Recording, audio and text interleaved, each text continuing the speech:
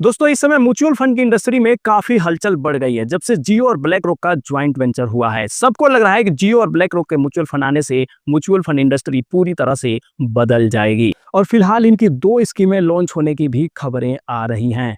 यहाँ पर एक आम निवेशक के मन में सवाल उठ रहे हैं कि क्या हमें जियो के म्यूचुअल फंड में इन्वेस्ट करना चाहिए या नहीं, या पहले से जिस फंड में हम इन्वेस्ट कर रहे हैं उसी में ही कंटिन्यू करना चाहिए, या करना चाहिए तो कितने फंड में करना चाहिए, किस फंड में करना चाहिए। इनके पास जो ये अलादीन नाम का ऐप है, इसका क्या काम है, क्या ये हमारे काम का भी है या नहीं, इन सभी सवालों के आसान भाषा में जवाब आपको इस वीडियो में मिलने वाला है।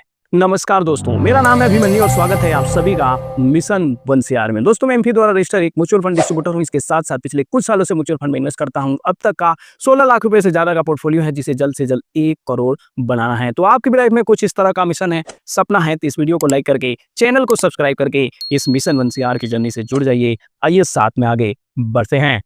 देश के सबसे बड़ी कंपनी रिलायंस जियो और दुनिया के सबसे बड़े asset management company black rock के साथ इनका ज्वाइंट वेंचर हुआ है। ब्लैक रॉक के पास 10 ट्रिलियन का AUM है।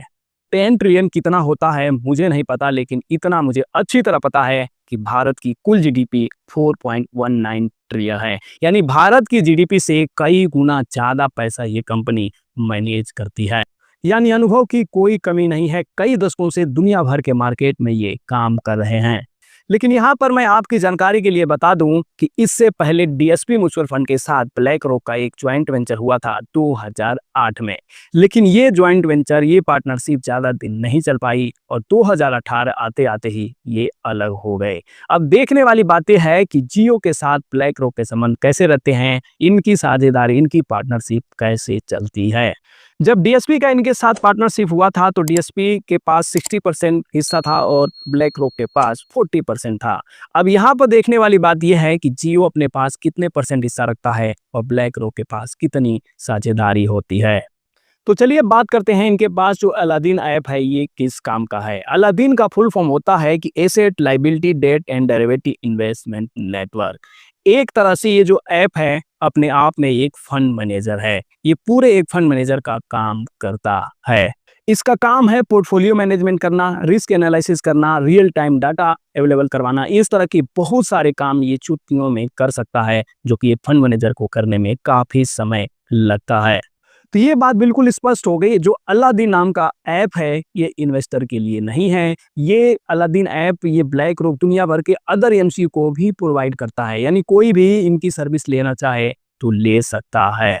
तो चलिए बात करते हैं कि इनके जो दो स्कीम लॉन्च होने जा रही है वो कौन सी स्कीम है। तो है एक ओवरनाइट फंड और एक है लिक्विड मनी मार्केट फंड, जिसका सेबी के पास इन्होंने डॉक्यूमेंट भी भेज दिया है, अप्रूवल भी मिल गया है, जल्द ही NFO इनका आने वाला है।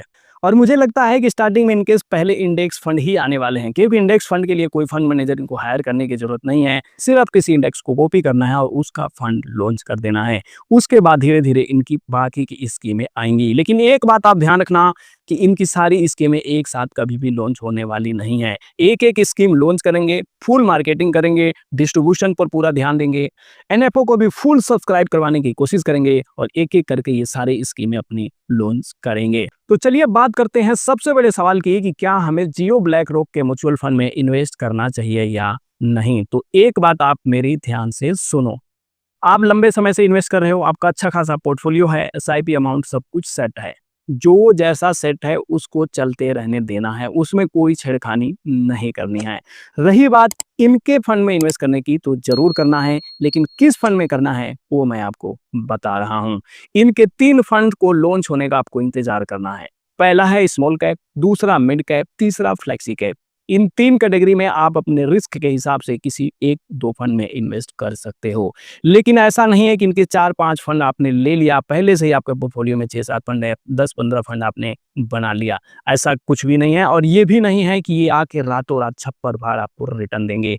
इनके फंड्स पे भी रिटर्न मार्केट पे ही डिपेंड करेगा। अगर मार्केट अच्छा नहीं करेगा तो इनके फंड्स भी अच्छे रिटर्न नहीं देंगे। तो जियो ब्लैक रॉक के म्यूचुअल फंड में इन्वेस्ट तो करना है, लेकिन ज्यादा से ज्यादा 1 या 2 स्कीम में पूरे 1 साल 2 साल देखना है कि कितना ये आउट परफॉर्म कर पाते हैं। जो करंट में MCR चल रही हैं, फंड्स स्कीमें चल रही हैं उनको। एक बात और मैं यहाँ पर आपको बता दूं कि जियो की हिस्ट्री रही है, जहाँ पे अपनी हाथ डालते हैं वहां पे अपनी पैर भी जमा लेते हैं। अभी म्यूचुअल फंड में हाथ डाला है तो बहुत बड़े लेवल पे काम होने वाला है।